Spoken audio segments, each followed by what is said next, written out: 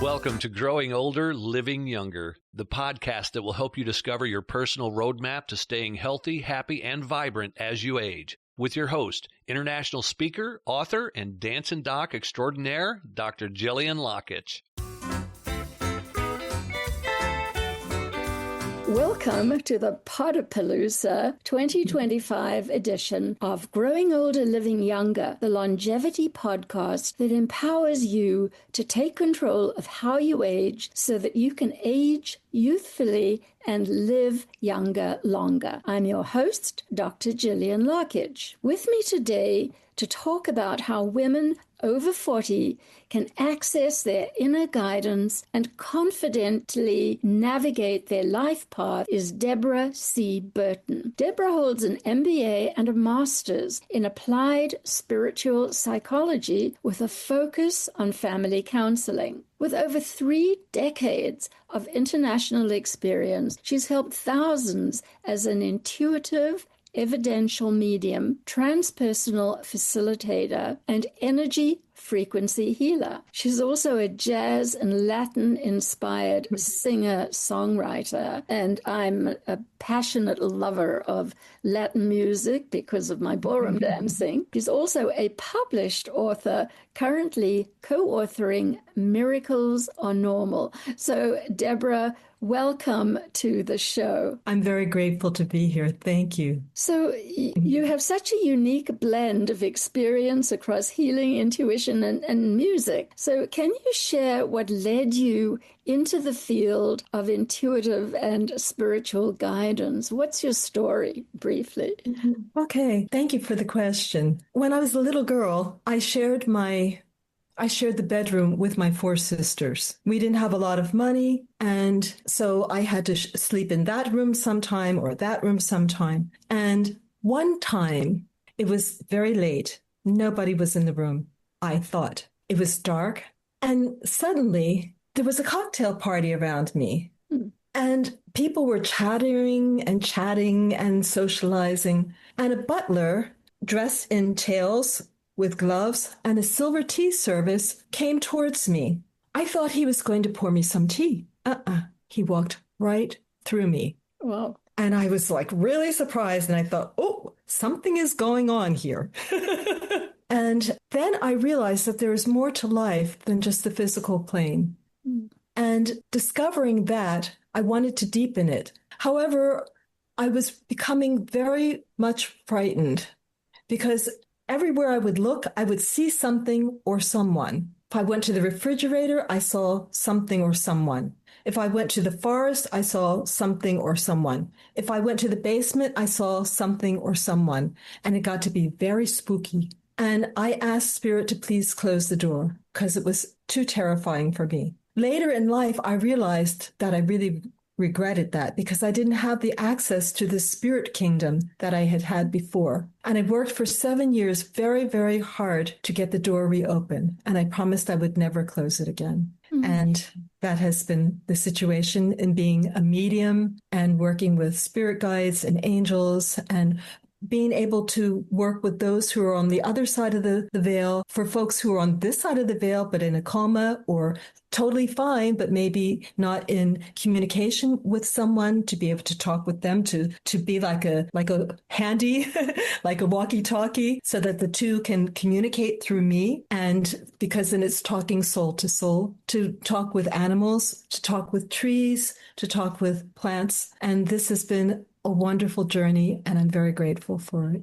You know, it's interesting, Deborah, because I really never thought about communicating with another world or the world of spirits, and until my husband passed away really early. And I really, within myself, desperately wanted to be able to connect and, you know, believe that his presence was with me, but that I could actually sense it. And so do you think there are certain people who have that capacity and others who do not? Actually, I'm clear because I'm one of them.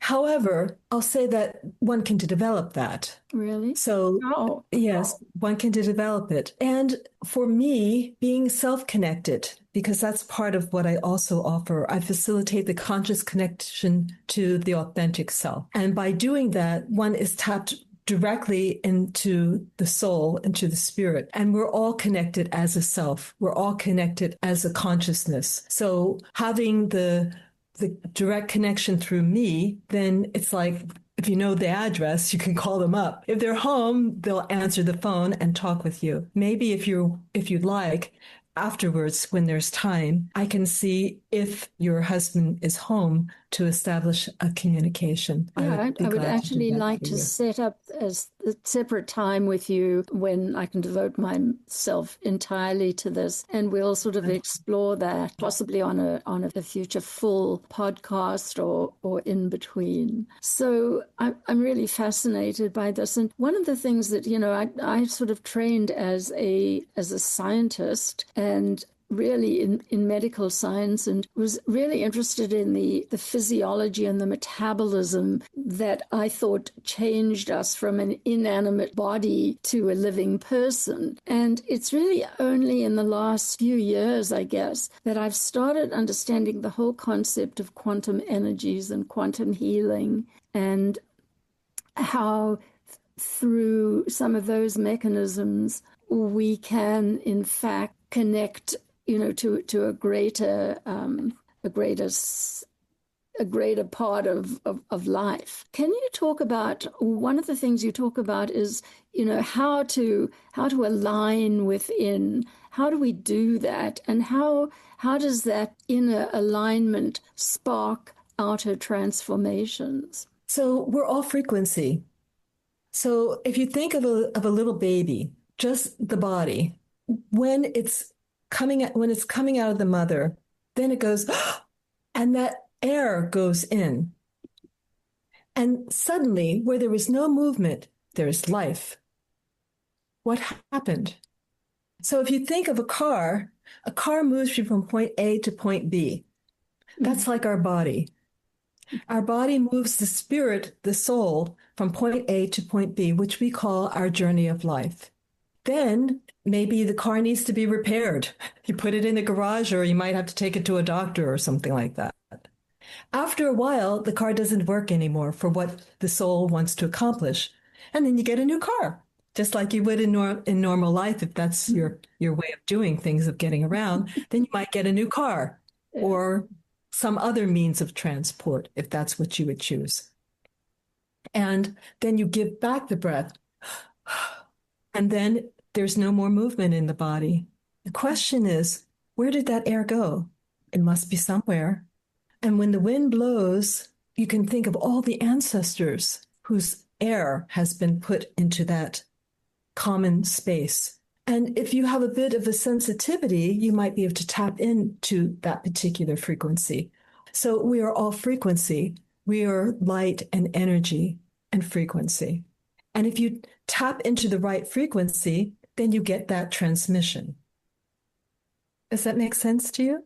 It absolutely makes sense. I find it hard to visualize for myself how to do that. So that's a little bit deeper than what we could do at this time with the time we have available. Right. However, that's my work, and I facilitate that conscious connection. So that might be a method to reach out, and we can go that route further if you'd like. We wouldn't have time to do that here. Right. Now, you are also a singer and songwriter. So tell me a little bit. As I mentioned, I started ballroom dancing in my 60s when I retired, and I was immediately, well, actually, not then. When I was a teenager, I also had lessons in Latin dancing.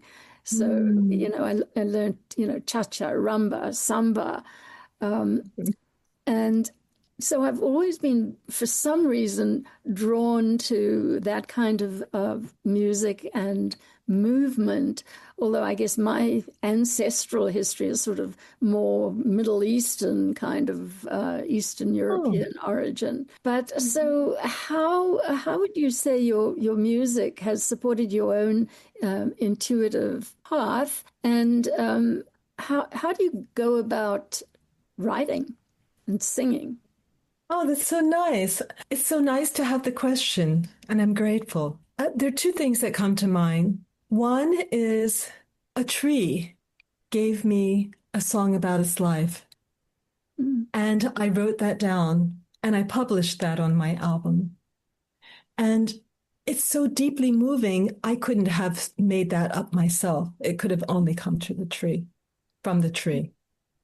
And there was another time when I wrote a song for my husband for his birthday. And it was called Have You Any Idea How Much I Truly Love You? And I sang that to him. And then something clicked in my inside that said, do you realize this song is for you? It was from myself to me. And I heard it in a totally different way. And I realized how much the self truly loves the being. If we would only accept that and stop looking all over for everyone else to fulfill this happiness, when it's the happiness of the self that is being shared with the being. The happiness comes from the self. The happiness is the self. It is the love. It is light and consciousness and energy. Light, energy, frequency, consciousness, and to not be in the way of that so that it can flow through. And then one hears things like Gandhi says, why do you look all over when what you seek is within? And there's something like the mystics said, we have a big secret for humanity, but they need to grow and develop. We'll hide it where they'd never find it. They hid it within their self. So do you write in English, in Spanish, and what language are your songs in? My songs are mostly in English. So just with a Latin beat. My songs are mostly in English. I do sing covers for bossa nova and jazz. And I dance a lot too. I was born dancing. My mother said I came out to the world dancing. Haven't stopped since. I believe that we're all born to dance. It's probably one of the most primitive, it's movement. To me, the only thing that makes dance different from just general movement is if you're doing it to music. But I mean, otherwise, all sorts of, we are born to move, right? And when we stop moving is when things start to go wrong. I would really appreciate it if you would send me some links and that I can put onto the show notes, maybe where people can find some of your music and, some of your courses, whatever you do. I don't have that, but I will definitely put this in here. And I will also connect with you because I think we have much, much more that we could talk about in one of my full Growing Older, Living Younger podcasts. So, Deborah, gladly. Yeah, I want to thank you so much for sharing your powerful messages and helping women rediscover their own inner compass and maybe discover how they can get in touch with a world that is much, much bigger than themselves. So before we close, can you give me just a couple of ways right now in which your listeners can learn more about your work or connect with you? Gladly. I appreciate the question. They can connect with me on LinkedIn under Deborah, Debra C, Burton, Burton. They can write me an email, dcb@selfregimes.com, regimes.com. They can also check out my website, reconnects.com, RECONNEX.com. Well, this wraps up this Podapalooza 2025 episode of Growing Older, Living Younger. I'm Dr. Gillian Lockitch. Remember, you are never too old to change your aging. So trust your inner compass and start today. Thanks for tuning in to Growing Older, Living Younger. Be sure to subscribe so that you don't miss a single episode. And while you're at it, leave a rating and review and share it with your friends. Tune in every week to learn how you can change your aging at the cellular level to stay healthy, happy, and vibrant. Remember that in this podcast, we share information for educational purposes only, and the content does not provide medical advice. As you contemplate your own roadmap for healthy aging, be sure to discuss your intentions with your medical or other qualified, certified health practitioner. And until next week, dance every day.